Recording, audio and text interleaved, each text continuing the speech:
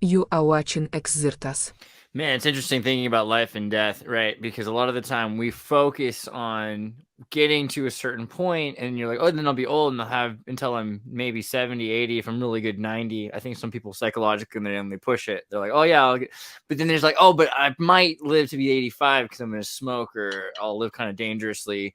But I'll try not to die at 25. And if we make it past 27, then I'll try to, like, in the long haul, I'll brush my teeth and I'll hold it together as long as possible. Right? I don't know. How did you feel about life when you were 20, 18, 15? And then also, when did you start thinking that you're going to have a retirement age? When you start realizing that about 50, 70, 90, there's a point where it's going to not be graceful decline, right? Yeah. They start preaching this stuff at it. We learn about Social Security when we're in high school. We start immediately planning for our retirement, which probably is a little bit backwards, and also jumps the gun because economically speaking, the Social Security was introduced in a time of major economic success. At least it was directly preceded it. If we're not in a world in which we can be economically successful for a long time, that whole system just kind of goes bust. So yeah, a lot of it's a way. It definitely was a way, I think, to make people used to the idea of being dependent on the government. And I'm not approaching that from a libertarian standpoint. I think in hindsight, we really have shot ourselves in the foot in a lot of ways. I kind of want to talk about the whole Trump situation too. This seems like unrelated, but it is. I think it's very related with the whole indictment going on. I think really you can think of it as a big scheme by the deep state to make sure that either of the major fascist parties stay in power, because the Democrats don't actually really mind if Trump stays in power because he's one of the singular whole of who controls the political system. So it's possible, no matter what happens, if Trump gets elected president, no matter what happens, we're inching closer and closer to fascism.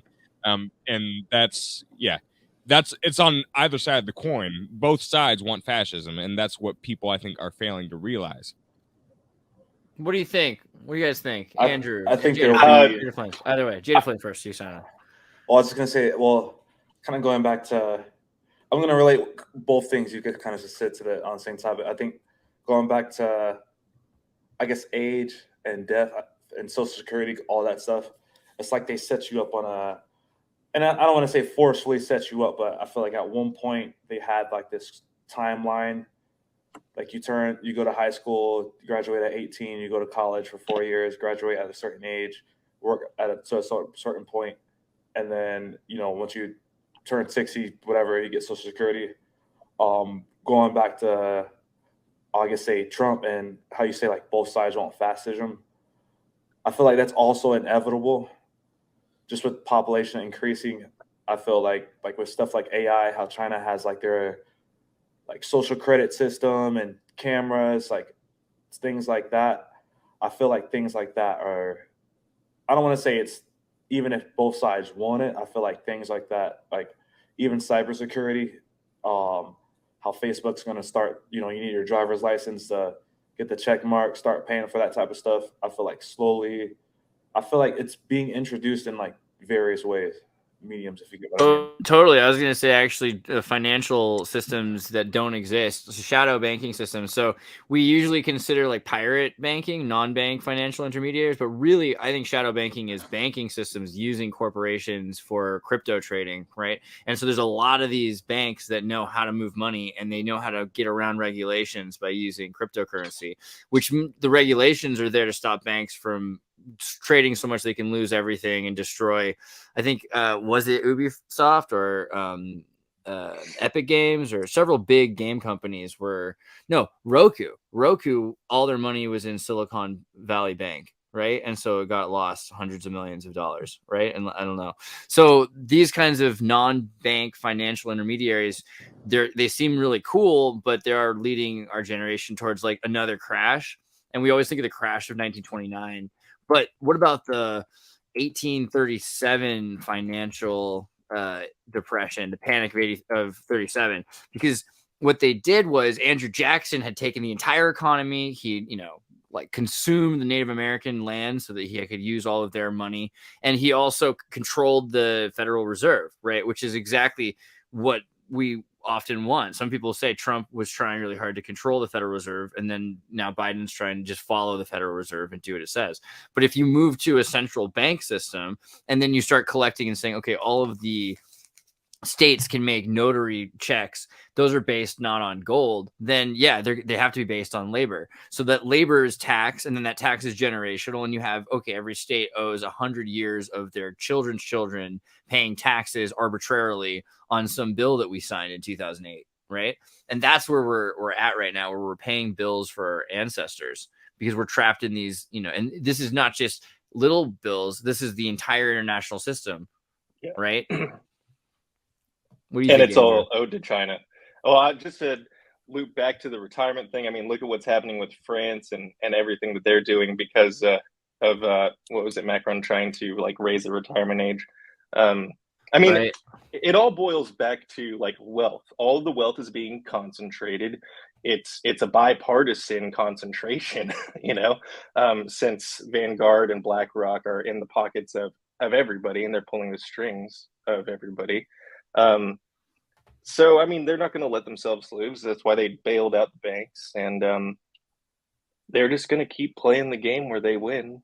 Like they made the game board and they made the rules and they fixed the game to sort of serve their interests. Go ahead, just keep going. Kind of like what? Oh, I was just gonna like the TikTok thing and how they're going after that because it's like the one thing that they're not in the pockets of. Okay, so that's the other thing. These kinds of artists who are trying to make art, like music or TikTok artists and everything, I mean, isn't it now at a point where you're completely controlled by this corporate media that just you get to be seen, but you're not even making money off it anymore? Like they've destroyed the incentive for creative persons, right? That's almost completely gone, and it'll be replaced by AI. Maybe we'll see. I mean, it would be cool if I don't think it will be replaced by AI. I think kind of it's. I mean, it's still similar to like a lot of music today.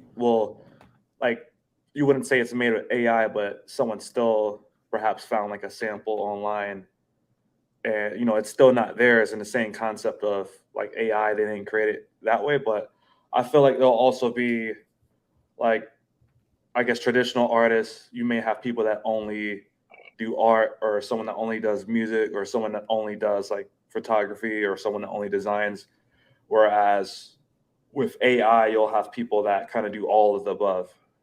And as opposed to just, you might use AI to create a song, but at the same time, you might also use it to have like create a more broader experience, maybe kind of like a Disney Fantasia thing, like a visual experience with music that has like a theme beyond it. So I feel like, it's going to make the dumb people are going to keep being dumb with AI, and then the smart people may use it to elevate it to something even better. But I don't know. You may be right. That's interesting. No, that's a good point. I mean, you may be saying just robot rappers and robot pop artists and shit. Probably both. I mean, I assume they're going to want to get paid. I assume we're going to see. So we saw AI Seinfeld, and now there's AI SpongeBob. So there's generative SpongeBob. You can watch new episodes of SpongeBob being created 24 hours a day.